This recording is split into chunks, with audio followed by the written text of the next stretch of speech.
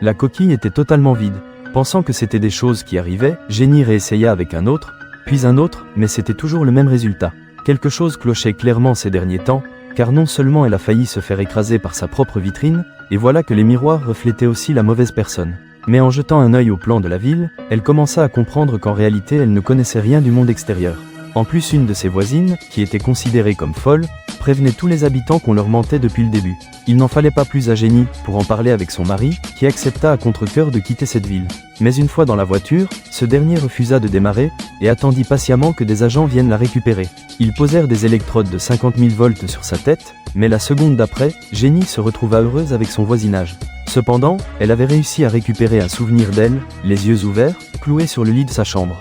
Elle était en effet restée dans cette position depuis des mois, et le seul responsable n'était autre que son mari, qui non seulement s'est approprié son corps, mais sa vie entièrement.